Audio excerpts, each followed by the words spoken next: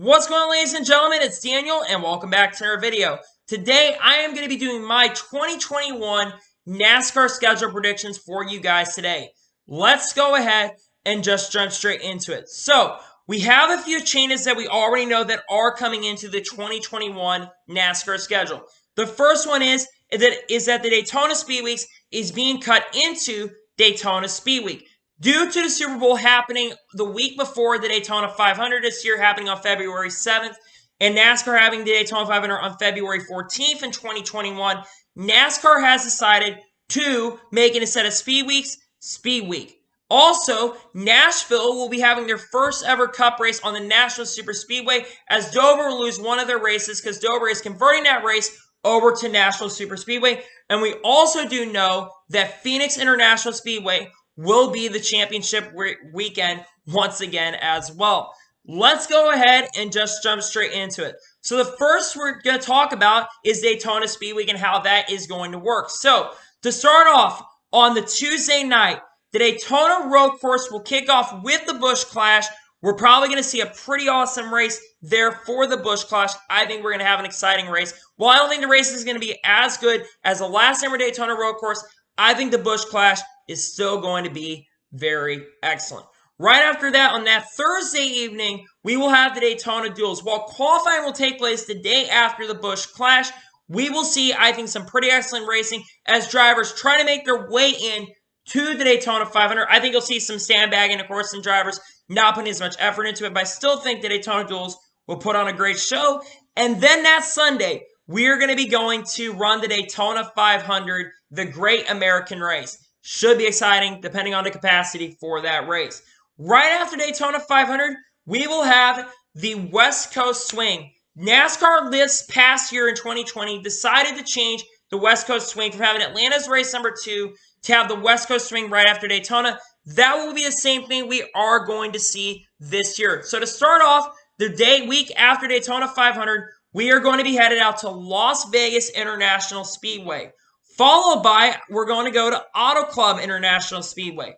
And then after that, we will head right out to Phoenix International Speedway. That will be your West Coast Swing. I think these 3 races in a row, Las Vegas, I think are going to, start off with Vegas. Vegas is going to put on, I think, a very, very, very excellent show. We saw this race when we went there earlier this year. We saw NASCAR put on a really good show. The racing was awesome. Long runs took place. We saw people be able to run down the leaders. Last couple years, this track especially have definitely improved itself. And I think Las Vegas is going to be putting on a great show. Right after that, we will have, like I said, we will head to Auto Club International Speedway. Auto Club will possibly have their final race. There's rumors that, well, that's not rumors. This has been confirmed in NASCAR. We'll be changing Auto Club to a half-mile short track for 2022. I think Auto Club Speedway is going to put on a very, very awesome show in the last year. The last time we were at Auto Club, I think the racing was the best it had been since 2016. Still not great, but the racing there was pretty excellent. We saw Alex Bowman score the victory. This will probably be the final race at Auto Club, and I think we're still going to see a really great show. And then right after that, like I mentioned, we are going to go to Phoenix International Speedway, where we'll see the 750 horsepower package once again. And I think we will see an excellent race at Phoenix International Speedway, as this will also be the championship weekend race. I think we'll see a very good race at Phoenix International Speedway. Up next, right after Phoenix, we're going to be headed back to the Southeast as we go out to Atlanta Motor Speedway. Atlanta Motor Speedway, while the racing has not been as good at that racetrack in the last couple years, Atlanta Motor Speedway is an awesome track. Every driver likes going there. Yes, that track definitely does need to get repaved here sooner than later, but I think Atlanta Motor Speedway will put on a pretty good show. I've heard rumors maybe they might be thinking about shortening Atlanta Motor Speedway's length and a lot of these races' lengths in the future. I think there's a good chance they are going to shorten the length for this race, maybe down to 350 miles or 400 miles. Regardless, I think we're still going to have a really good race at Atlanta. Followed by, right after Atlanta Motor Speedway, we are going to go back to the Southeast again, and we're going to go to Homestead Miami Speedway. Homestead, last time we were there, it was very, very excellent. NASCAR, after the 2019 season, decided to move Homestead from the championship weekend all the way out to March around the spring break weekend. Homestead is a fantastic racetrack. It is a driver's track similar to Atlanta Motor Speedway. I think Homestead will be putting on a really good show, as this will be the 6th race of the season. Right after Homestead, Miami Speedway, we are going to head to Texas Motor Speedway. We all know that Texas Motor Speedway is not a very, very fun racetrack to go to. A lot of fans do not like Texas Motor Speedway. Eddie Gossage, in my opinion, ruined the racetrack. I think the track is not as good as it used to be. I wish there was only one race at Texas Motor Speedway regardless. We'll actually talk a little more about Texas Motor Speedway here at the end of the episode, but it is a one-groove racetrack. It isn't great, but it does bring decent attendance. I've heard rumors that they might be trying to cut the track's attendance down a little bit, but I think Texas, unfortunately, will remain as the 7th race of the season. And right after Texas, we will have a 2-week break, well, 1-week break, because it'll be Easter weekend. So we are going to return on April 11th. Now, usually, Bristol Motor Speedway is right after Texas Motor Speedway. However, that is going to change this year. The track that is going to be replacing Bristol as the 8th race of the year is actually going to end up being Road America. There have been rumors going around over the last couple months that Road America could end up becoming a cup day, and they have talked about that as being a very, very, very high possibility. Road America is a 4-mile racetrack. It runs Indy cars, and the NASCAR Xfinity Series currently races there once a year. The races are usually pretty excellent. We do see sometimes, of course, domination. We also see really great racing there. With the cup package being a little bit better this year on the road courses, I think Road America will put on a great show next year. And then right after that, Kansas is going to take place on April 18th weekend on a Sunday afternoon. I think Kansas during the day and night do put on some really good shows. It is a track that is close to my heart. It's a track that I almost ended up going to a couple years ago. Kansas over the last couple years has really grown on a lot of fans. That track's aged a lot more. The track is aging a lot, and I think that is actually helping the racing, and it has helped the racing over the last couple of years. Kansas will take place right after Road America. Right after Kansas, on April 25th, another day race is going to take place. We're going to go to Richmond International Speedway. Richmond earlier this year did end up losing the race due to COVID-19, but they will get their 2nd race back here at Richmond. Richmond is an underdog race. The ratings usually for this track are never really that great, unless, of course, it is on the Fox network. I think this race will end up being on the Fox network as well, due to this being on a Sunday. But Richmond does provide a lot of great racing. I think the daytime, the racing is a lot better than the nighttime. But it is a short track, and a lot of fans do want a lot more short tracks. And I think Richmond will provide that great racing, as this will be the first of 2 trips at Richmond International Speedway. Right after Richmond, we are going to be headed out to Talladega International Speedway, as we will hit the high super speedway races. NASCAR did earlier this year reduce the speeds of the super speedway races, and they have gotten so superb over the last couple of years. I think we are going to see a very excellent race at Talladega. Talladega is usually really good, unless, of course, they decide to run the high line pretty much all the time. But I think Talladega will provide some great racing, as this racetrack will take place right after Richmond International Speedway. Right after Richmond, we are going to be having the Mother's Day weekend, as this weekend will be at Martinsville once again. Unlike last time, where fans were not allowed for the Mother's Day weekend, where there was, I don't even think there was even a race for the Mother's Day weekend. This race will go back to the Mother's Day weekend, and I think we will see very excellent racing. The package has gotten better. The last time we were at Martinsville International Speedway, the racing was good earlier in 2020, and I think we will see a superb race at Martinsville International Speedway. Now, are going to have one midweek race this year. I've talked about this in the past. I believe that the All-Star race this year is going to take place in May, on May 12th, the Wednesday of the week and a half before the Coca-Cola 600 at Bristol International Speedway. You heard that right. And I think that the race will be a little bit longer as well. Instead of being a 200-lap race at Bristol, the race will be a little bit longer. Bristol is one of my favorite racetracks. In fact, it is my favorite racetrack currently on the NASCAR schedule. Bristol always puts on a really, really, really awesome show. And I do feel very confident that Bristol will once again put on a show on Wednesday night on Fox. It will be on Fox. It will not be on FS1 like it was in 2020. It will be on the Fox network for the 2021 season, as this will be the only midweek race of the year, as this will be the All-Star race on a Wednesday night.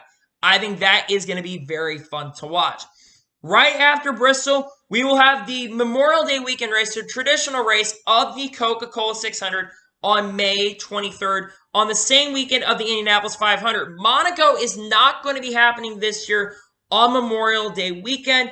The Coca-Cola 600 is a traditional race for all of us fans. A lot of fans love the Coca-Cola 600, and I think we are going to see some excellent racing. Well, not excellent racing, but I think we're going to see some pretty good racing this year, as I think the package will get improved for this race. Next time, I think they'll bring what they brought in 2019, and we will see a very superb race. Right after the Coca-Cola 600, we are going to be headed back to Bristol International Speedway for Cup's first official race of the season. Bristol was moved earlier this year into early June, and there were no weather problems. I think because they're going to move Bristol to later May, I think the weather is not going to be a major issue, and I think Bristol will provide a really great show. It, like I said, is my favorite track on the schedule, and I think Bristol International Speedway will provide a very excellent show for the fans. Right after Bristol, we are going to be headed to Michigan International Speedway for the only time we're headed to Michigan National Speedway, as they will be losing one of their Cup days. The racing in Michigan has never been that great, but we will get one day to Michigan here in early June, around the time of Father's Day weekend. Father's Day weekend is about 2 weeks later, but Michigan International Speedway, I think it will be a little bit shorter as well, in my opinion. I think it does need to be a little bit shorter. I think we did see better racing when Michigan did have shorter lengths. But again, the racing at Michigan hasn't been great over the last couple years after they repaved the track around 2012. And I don't think Michigan deserves a second race. I think Michigan ends up losing their date, and they will go back to one race in 2021. Right after the Michigan weekend, we are going to be headed out to the West Coast once again. Unfortunately, while I want this racetrack to be earlier in the year, I don't think NASCAR is going to do that. Sonoma is going to happen the week after Michigan, and it will take place as race number, I think, 16 on the schedule this year. Sonoma had last couple years at Sonoma have not been too great. I think the package has really affected the outcome of Sonoma International Speedway. I think Sonoma is the worst of the road course races on the schedule. I think Sonoma will provide some decent racing up to that point, but I think the road course package will definitely help. I think we're going to run the old configuration as well. I don't think the new configuration, where they went back to the older configuration, is as good as the configuration we ran after like 1998, 1999. I think they really fixed that. I think Sonoma will be a decent race, and it will get their race back this year. And I think Jimmy Johnson will make his return at that track as well.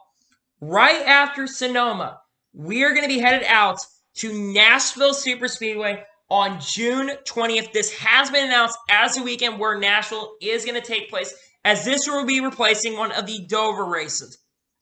I might be going out to this race as well, actually, but Nashville Superspeedway, we haven't been to Nashville in nearly 10 years. When I went back and watched some of the Xfinity Series races, and I think the races have been pretty good. I think that we will see some pretty solid racing in Nashville. I think it will be a little bit easier to pass. Sometimes it's tough, of course, but I think Nashville, we will see an excellent race, as this race will take place right after the Sonoma weekend. Right after the Nashville weekend, we will have the Pocono double headers. And this time, unlike last time, fans will be allowed, as we'll have the trucks in the Xfinity Series taking place that weekend as well. I think Pocono International Speedway, when they did run the shorter races, the races were definitely a lot better. Of course, the first race is better than the second race, where we saw Denny Hamlin, Kevin Harvick pretty much dominated. I think that Pocono will put on a really good show. Of course, they'll probably start the race a little bit later. But one question is, will darkness come into play? Who really knows? I think Pocono, we will see some great racing. Weather could, of course, be a problem, but we'll have to see what happens at Pocono. Right after the Pocono doubleheaders, we are going to be headed for the July 4th weekend, and this time it will be on July 4th. We will be headed to the Brickyard 400. You heard that right. The Brickyard 400 is going to take place on July 4th weekend once again, as the NASCAR IndyCar Series will have their doubleheader. On top of that, we may see the IMSA Series come and run that weekend. I think there's a very good chance that next year we could end up seeing a motorsports weekend where we have like IMSA, NASCAR, and IndyCar all on the same weekend. That's going to be a very, very exciting weekend for the fans, especially since, unlike this last time, we will have fans in these stands for that weekend. I think that's going to be really, really fun for the fans to watch. And we will, I think, see some great racing in that weekend. Then, right after the Brickyard 400 weekend, we are going to be headed to Kentucky International Speedway for the only race of the year.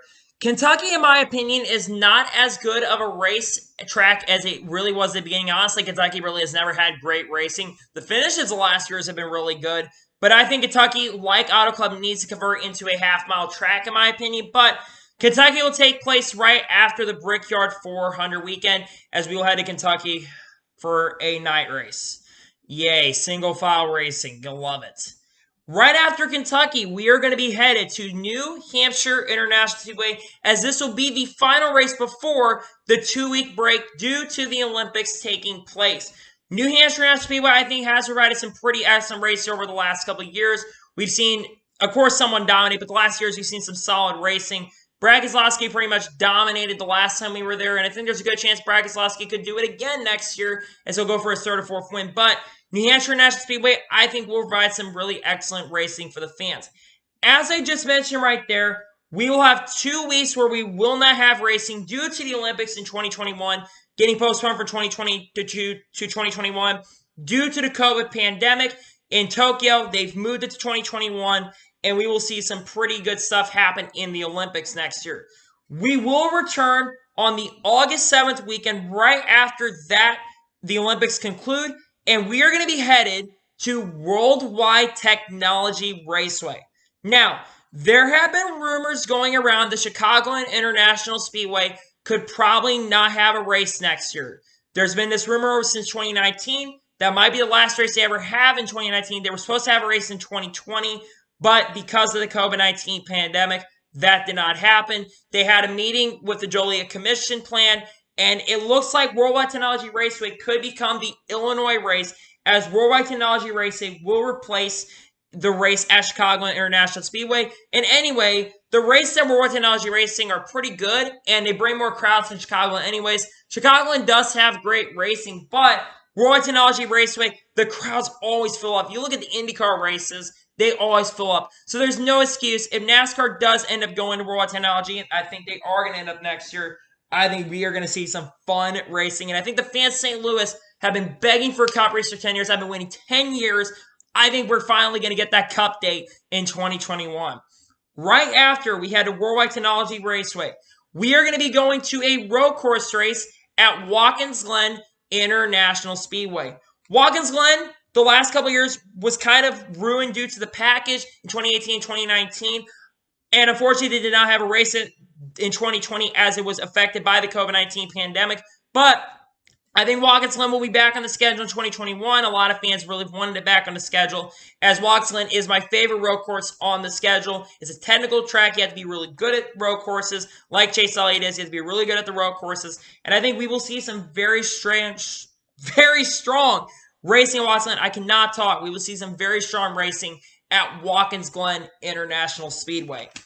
Right after Watkins Glen, the second to last race before the playoffs take place, we will be headed to Dover International Speedway. Dover, over the last couple of years of racing, has not been great, and they are losing one of the races because the racing hasn't been as good at Dover International Speedway. But Dover's an iconic racetrack. We all know that Jimmy Johnson won the best there, but I think Dover will put on some pretty solid racing, and we'll see what happens there at Dover. I think we're going to see some pretty good racing there. And the final race before the playoffs take place, we will have Daytona once again as the cutoff race. The Daytona Indianapolis for 2020 swap dates. Remember, Daytona originally was the 4th of July weekend, and Indianapolis was a cutoff race. They swapped dates, and the ratings worked out very well. That is why Daytona will be the cutoff race for next year, and Daytona will provide some insane racing. Someone will probably, unfortunately, end up getting eliminated, and Daytona International Speedway will be a fun race for all of us there, and I might think about going to that as well. We'll have to see what happens there, but Daytona International Speedway will be the cutoff race for next year. And now we get into the playoff dates. Now, in my opinion, the playoffs are not going to change. I do not see any changes going in toward the playoff races. Let's start off with the round of 16. We will kick off the playoffs at Darlington National Speedway for the throwback weekend and the Southern 500. It should be a very exciting race, and I think the best of the best drivers will go out there in the Southern 500 and perform, and will go out there and win the race. And I think we'll see some really awesome, badass throwback schemes as well. Followed by Darlington, we are going to be headed to Richmond International Speedway for the second and final time. Richmond is a great short track, like I mentioned earlier in this episode. I think it will provide some excellent racing at Richmond International Speedway.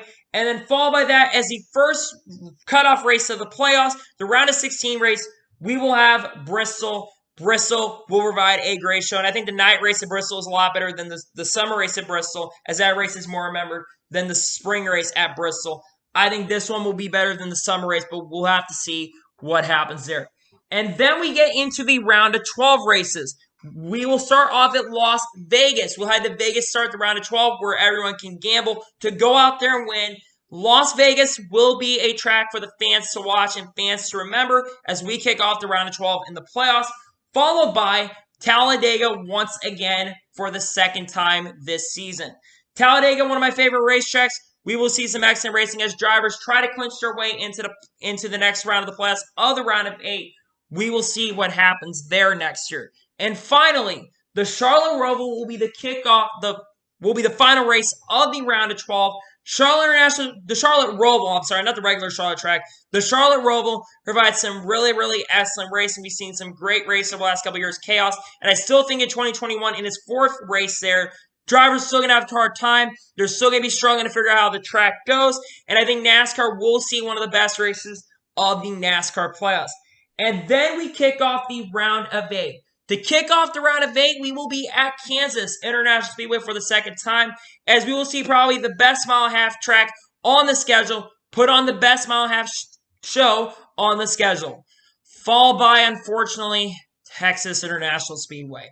In my opinion, they're going to unfortunately get 2 races. I wish that was not the case, but unfortunately they are going to get 2 races next year because Texas International Speedway, because Eddie Gossard will probably sue NASCAR if he don't get his way and gets 2 races, even though the track is terrible. So Texas will be the second race and will probably be the worst place race of the playoffs. And finally, at Martinsville, as a cutoff race for the round of 8, Martinsville will put on a great show, probably better than the first Martinsville race.